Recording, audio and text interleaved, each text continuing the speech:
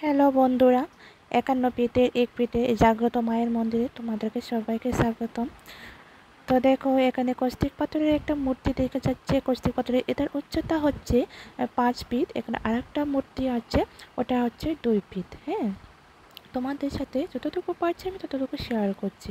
তো তোমরা কন্টিনিউ করতে থাকো, ভিডিওটা অবশ্যই দেখতে থাকো। মহারাজা দণ্ডমাণিক্য এই মূর্তিটা এনেছিল চট্টগ্রাম থেকে বাংলাদেশের। তো চট্টগ্রাম থেকে ও স্বপ্নের মধ্যে পেয়েছিল। মহারাজা দণ্ডমাণিক্য এই মায়ের মূর্তিটা স্বপ্নের মধ্যে পেয়েছিলেন। চট্টগ্রামের একটা গাছের শিকড়ের মধ্যে মগের গোষ্ঠীরা নাকি এখানে পূজা করছে, একটা গাছের শিকড়ের মধ্যে ওকে নাকি স্থাপিত করে। তো মহারাজা দণ্ডমাণিক্যকে স্বপ্ন দেখিয়েছিল, তো একদিনের মধ্যে আমাকে এখানে তুই এই ত্রিপুরা পাহাড়ের মধ্যে এনে আমাকে স্থাপিত করাবে। স্থাপিত করে আমাকে বিষ্ণু মন্দিরে, আগে কিন্তু বিষ্ণু মন্দিরে আগে স্থাপিত করেছিলেন এই মহারাজা দণ্ডমাণিক্য। তো এখান থেকে এরপর থেকে 1501 সাল থেকে এখানে স্থাপিত করা হয়েছে। তো দেখতে ত্রিপুরার উদয়পুর শহরে বিখ্যাত একটা মন্দির, জাগ্রত মন্দির, মা ত্রিপুরেশ্বরী মন্দির। 51 ফিটের 1 ফিট। সতীর ডান পায়ের পাটা এখানে পড়েছিল। তো খুব জাগ্রত এই মা, যাই মান্যত করবেন তাই পূরণ হয়। এখানে অনেক শরণার্থীদের সমাগম হয়, সব সময় সমাগম হয়, যেখানে পূজা হোক পার্বণ হোক, এই সময় তো থাকে অনেক ভিড়। কিন্তু এমনিতেই সবসময় হাজার হাজার শরণার্থীদের ভক্তদের ভিড় থাকে।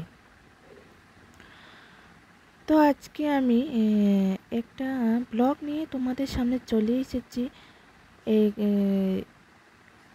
গতকাল বিকেলবেলায় একটু মা ত্রিপুরেশ্বরীকে দর্শন করার জন্য যাচ্ছি। আমার বাড়ি থেকে 5 কিলোমিটার দূরে এই ত্রিপুরেশ্বরী মন্দির, জাগ্রত মায়ের মন্দিরটা। তো দেখো, এখানে স্থাপিত করা হয়েছিল আমাদের ত্রিপুরার রাজা মহারাজা দণ্ডমাণিক্য। কোথা থেকে এখানে এনে স্থাপিত করা হয়েছিল? বাংলাদেশ চট্টগ্রাম থেকে এখানে এনে স্থাপিত করা হয়েছিল মহারাজা দণ্ডমাণিক্য। তাও কত সনে? 1501 সালে। তো 1501 সালে আরেকটা নাম তোমাদের বলতে চাই, ত্রিপুরার যে উদয়পুর শহরটাকে মন্দির নগরী বলা হয়। আমার আগের যে একটা ভিডিও দিয়েছিলাম তখনও আমি তোমাদেরকে বলেছিলাম, মা যেমন নভেম্বর মাসের দিকে যে আমাদের দীপাবলি মেলা হয়, যে সেখানে 2 লাখ 3 লাখ ভক্তদের ভিড় থাকে, সেখানে অনেক মানুষের সমাগম থাকে। কিন্তু আমাদের এই উদয়পুরের বিখ্যাত ত্রিপুরেশ্বরী মায়ের মন্দিরে আপনি যাই চাইবেন, যাই মান্যত করবেন, এখানে সেই পূরণ হবে। যেমন এখানে কোনো হিন্দু, মুসলিম, খ্রিস্টান, বৌদ্ধ, শিখ কোনো ভেদাভেদ নেই। সবাই এখানে গিয়ে যে যার মতো করে যার মান্যত আছে গিয়ে মান্যত দিয়ে আসে, মান্যত করে তার সব কিছু পূরণ হয়। আমরা এখন মাথার বাড়ি ত্রিপুরেশ্বরীর উদ্দেশ্যে রওনা দিয়ে দিলাম। মায়ের কৃপায় আজকে গিয়ে দেখি বড় বড় কচ্ছপের আমাদের কিন্তু দেখা হয়েছিল গিয়ে, সামনে তোমরা দেখতে পাবে। এখানে মায়ের এখানে কিন্তু প্রত্যেক অমাবস্যায় একটা মহিষ আর এরপর হলো 5টা পাটা বলি দেওয়া হয়। অন্যটা কিন্তু যে সময় পূজা পার্বণ হয় তখন তো যে যার মতো করে মান্যত করে সেদিন এসে অনেক হাজার হাজার পাটা এবং মহিষ, না হলো 7টা থেকে 9টা বলি দেওয়া হয়। তো দেখো, এখানে প্রচুর দোকান বসে। তো আমি এবার পৌঁছে গেছি আমার গন্তব্যস্থলে, আমার ত্রিপুরেশ্বরী মায়ের মন্দিরতে। দেখো, কল্যাণ সাগরটা চারদিকটা খুব সুসজ্জিত হয়ে আছে। তখন ছিল সন্ধ্যার টাইম। দেখো, এখন মা ত্রিপুরেশ্বরী মন্দিরটা তেমন একটা দেখা যাচ্ছে না, যদি আমি যেখানে ছিলাম। দেখো, তোমাদেরকে দেখানোর চেষ্টা করছি। দেখো, বৃষ্টি হচ্ছিল। এই দেখো, এই সাইডটা দিয়ে কিন্তু সিঁড়ি ছিল, কিন্তু এখন নেই। আরেক সাইডে নিয়ে গেছে সিঁড়িটা এখন এদিকটা দিয়ে কাজ করছে। খুবই সুসজ্জিতভাবে কাজ করছে। দেখো দিঘিটার নাম হলো গিয়ে কল্যাণ সাগর। এই কল্যাণ সাগরের একটা ইতিহাস আছে যে কল্যাণ সাগরের নাম রাখা হয়েছে কেন এই দিঘিটার নাম কল্যাণ সাগর রাখার উদ্দেশ্য হলো যে একটা রাজার নাম ভিক্ষা করে এই কল্যাণ সাগর নামটা রাখা হয়েছে। তো দেখো এবং যে আমাদের এই ত্রিপুরেশ্বরী মায়ের মন্দিরটা 91 এক জাগ্রত মায়ের মন্দিরটা কুম্ভীর চত্বর বা কুম্ভীর মন্দির হিসাবেও কিন্তু পরিচিত। তো দেখো এখানে কিন্তু প্রচুর বড় বড় কচ্ছপ, বড় বড় তোমরা দেখতেই পাচ্ছ। তো দেখো আমি যতটুকু এগিয়ে যাচ্ছি আমি ধরার চেষ্টা করছি, যত এগিয়ে যাচ্ছি ও কিন্তু আমার কাছে এগিয়ে আসছে। এখানে যেমন বড় বড় কচ্ছপ দেখা যায়, দর্শনার্থীরা ওটাকে দেখার জন্য এই কচ্ছপটাকে দেখার জন্য কিন্তু বিভিন্ন দেশ থেকে বিভিন্ন প্রান্ত থেকে এসে কিন্তু বহুত ভিড় জমা হয়। তো দেখো তখন যে সময় আমরা এসেছিলাম তখন কিন্তু সন্ধ্যা ছিল, তখন তার জন্য বেশি একটা আমি ক্লিয়ার দেখাতে পারছি না, যদিও আমি যতটুকু চেষ্টা করছি মানে পারছি ততটুকু তোমাদের সাথে শেয়ার করার চেষ্টা করছি। তো দেখো এখানে কিন্তু অনেক বড় বড় মাছ আছে। এই কচ্ছপগুলাও কিন্তু অনেকে মান্যত করে এখানে ছেড়ে দিয়ে যায়, মাছগুলাও কিন্তু ছেড়ে দিয়ে যায়। তো মায়ের কৃপায় মায়ের আশীর্বাদে ওরা যে যার মতো করে খানা দেয়।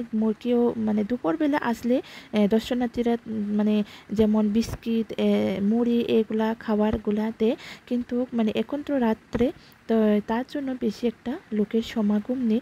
তাও কিন্তু মন্দির চত্বরের ভিতরে কিন্তু বহুত লোক ছিল। বৃষ্টির জন্য কিন্তু আমি ভিতরে প্রবেশ করতে পারি না, যেতে পারিনি যদিও।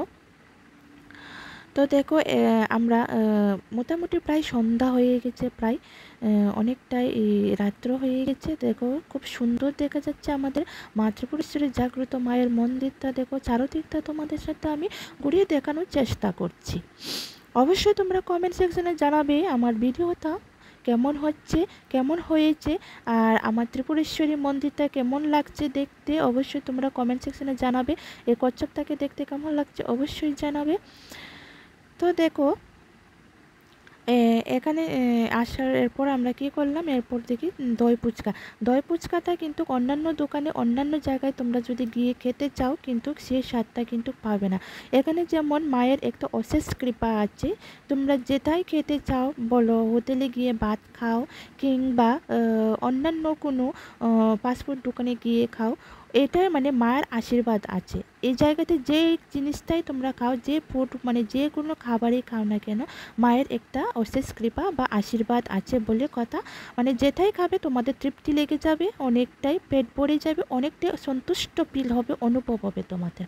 যেমন ধরো আমি আমাদের উদয়পুর বাজারে শহরে গেলে যেমন আমি ফুচকা খাই অন্যান্য মানে করে, কিন্তু এখানে ফুচকার মতো আমি সেদিন খেয়ে আমি অবাক হয়ে গেলাম। খুবই টেস্টি, খুবই স্বাদ ছিল। দই ফুচকা খেয়েছিলাম, অসাধারণ স্বাদ ছিল। মায়ের একটা আশীর্বাদ, মা যেমন নিজের হাতে তৈরি করে দিয়েছে, আমাকে বানিয়ে দিয়েছে। খুব স্বাদ ছিল, খুব টেস্টি ছিল, খুবই মানে আমার মনটা খুব ভরে গেল। মা তোমাকে শত কোটি প্রণাম। মার কাছে কোনো হিন্দু মুসলিম বলে মা তো মাই হয় না, মা তো মাই হয়। মার কাছে কোনো সন্তান ভেদাভেদ নেই, মার কাছে কোনো সন্তানের ভেদাভেদ নেই। তো আমরা ফুচকাটা নিয়ে নিলাম। মা সবার জন্যই কৃপা করে, মা সবার জন্য আশীর্বাদ করে, মা সবার পাশে যেন থাকে, সবার পাশে আছে, সবার পাশেই থাকবে। তো বন্ধুরা এখানে আমরা দই ফুচকা নিয়ে নিয়েছি, তো খাচ্ছি। যেমন আমি আরেকটা কথা বলতে চাচ্ছি যে আমি কিন্তু আখের রস খাই না যদিও, আখ খাই না যদিও, এখানে এসে যেমন আমার মনটা একটু বদলে গেল। এখানে এসে আখের রসটা নিয়ে নিলাম, আখের রসটা নিয়ে নিয়েছি। খুব একটা সুন্দর ফ্লেভার স্মেল আসছিল, খুব স্বাদ ছিল, খুব টেস্টি ছিল। তো আমি গিয়েছিলাম আমার মশাইয়ের সাথে। এখানে আরেকটা বিখ্যাত মানে সারা ভারতবর্ষে মানে অল ইন্ডিয়াতে গেলেও কিন্তু আপনারা কোথাও কিন্তু পাবেন না যে আমাদের এখানে মায়ের মায়ের হাতের যেমন একটা অশেষ আশীর্বাদ আছে। কিন্তু অনেক জায়গায় কিন্তু অনেকখানি কিন্তু মানে অনেকেই চেষ্টা করেছে এ মায়ের মতো এখানে কারিগর নিয়ে বানানোর চেষ্টা করেছিল, কিন্তু এ পেরার মতো আমাদের ত্রিপুরেশ্বরী মন্দিরের মায়ের পেরার মতো কিন্তু কোনো সুসজ্জিত মানে কোনো স্বাদ মানে কোনো টেস্ট নেই কিন্তু। হ্যাঁ, টেস্ট আলাদা আছে কিন্তু কিন্তু আমাদের ত্রিপুরেশ্বরী মায়ের মন্দিরের পেরার মতো স্বাদ নেই। সেটা আমি গ্যারান্টি দিয়ে বলতে চাচ্ছি যে যেমন ৫১ পীঠের এক পীঠ মায়ের মন্দিরে যেমন মা কামাখ্যা উত্তর পূর্ব ভারতে যেমন অবস্থিত আছে, এখানে কিন্তু আছে কিন্তু এখানেও কিন্তু একই কারিগর নিয়ে বানিয়েছিল কিন্তু হয়নি। আর একটা ত্রিপুরার মধ্যে আমাদের আর একটা মন্দির আছে যেমন কসবা কালীবাড়ি, এটা কমলা সাগরে অবস্থিত, ওখানেও কিন্তু একই কারিগর গিয়ে বানিয়েছিল বানাচ্ছে, কিন্তু এই ত্রিপুরেশ্বরী মায়ের মন্দিরের মতো কিন্তু স্বাদ নেই। আমি প্যারা নিয়ে নিয়েছি, আমি তো মানে খুব বিখ্যাত প্যারা, আমি তো মাতার বাড়িতে আসলে প্যারা না নিয়ে তো যাবই না। তোমরা অবশ্যই জানাবে আমার এই ভিডিওটা ব্লগটা কেমন লেগেছে, আমার ত্রিপুরেশ্বরী মায়ের মন্দিরটা তোমাদের কেমন লেগেছে। অবশ্যই তোমাদেরকে আমি যতটুকু পেরেছি ততটুকু তোমাদের সাথে শেয়ার করেছি। কমেন্ট সেকশনে জানাতে একদম ভুলবেন না। ৫১ পীঠের এক পীঠের মা ত্রিপুরেশ্বরীর মন্দির, জাগ্রত মায়ের মন্দির তোমাদেরকে আমি যতটুকু পেরেছি ততটুকু তোমাদের সাথে আমি শেয়ার করে দিলাম, দেখিয়ে দিলাম। চট্টগ্রাম থেকে আনা ৫১ পীঠের এক পীঠের এই মায়ের মন্দির, কস্তিক পাথর দিয়ে গড়ানো এই মন্দিরটা। টাটা, বাই বাই, সবাই ভালো থাকবেন।